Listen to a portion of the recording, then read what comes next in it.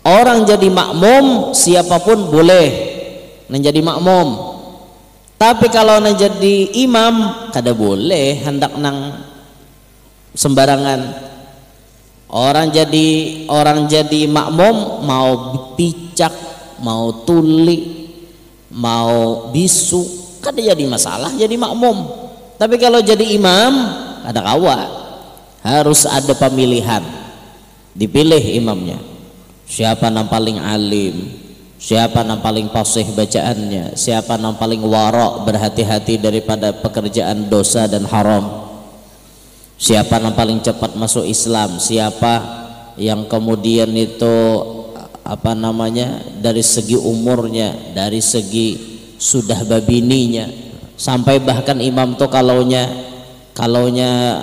sama levelnya diitihi suara imam namanya nang merdu. Namanya suara kada merdu kada kawa. Suara merdu itu nang di nomor dimajuakan ke muka nang kada merdu kakaina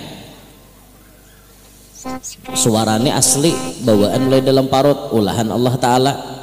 Kayak Abah Guru sakumpul tuh suara sidin, Masya Allah, seorang ulama Allah komplitkan, suaranya merdu, wajahnya tampan, tinggi badannya, indah menawan, siapa ketemu tunduk dan sopan. Suaranya merdu, asli pembawaan dalam parut. Suara itu kan ada orang berjual, adalah orang berjualan suara di pasar, adalah orang berjualan suara, ada guru aja suara kawa ditukar jar bungol bertukar suara, kehendakan manang suara ditukari lah. Nah itu ada pintar. Orang main jurdil aja suara tuh jangan ditukar, murni dari hati nurani orang mencucok. Nah itu udah tersinggung. Bujur juga napa? Dada orang berjualan suara, dada orang berjualan suara. Suara itu asli bawaan dari dalam parut, bawaan dari aslinya pemberian Allah.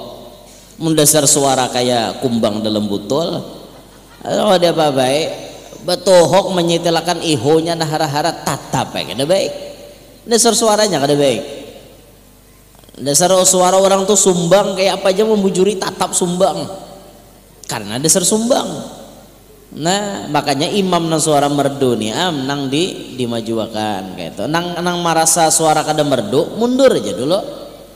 Itu mun levelnya sama. Sampai berurutan terus ke bawah, seperti pakaian dinilai juga. Mana nang tabarasih antara dua imam nih misalnya pakaiannya sama pada barasih, mana nang warnanya putih itu didahulukan. Sama juga guru wajar, sampai diitihi loh mana bini imam tuh nang tabungas. Ya bayangkan biar bujuran nih ada begaya bini imam tuh nang tabungas mana. Makanya penting juga bisi bini bungas supaya bila jadi imam tuh manang kita. Ya lah. Nya menanding bungas tuh kan karena akhirnya orang meitihi bungas bini si anu pang pada bini si anu ngintok. Itu kan orang menandingnya. Adapun pandangan matanya si laki nyatai bininya dan pembungasnya sudah. Karena mata itu menilai dengan nilainya masing-masing. Itu.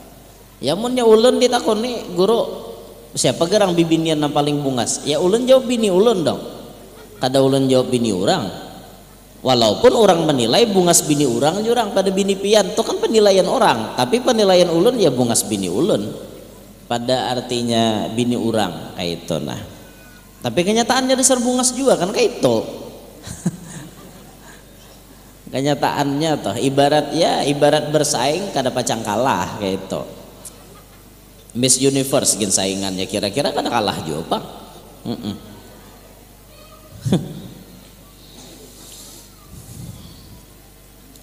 Nah jadi itu Nabi melajari bagaimana kita berjamaah dan bagaimana memilih imam. Nabi Muhammad ini kan yang paling sempurna, yang paling hebat, maka Nabi jadi imam. Nah itu tujuan kenapa Nabi diisrakan ke arah Masjidil Aqsa.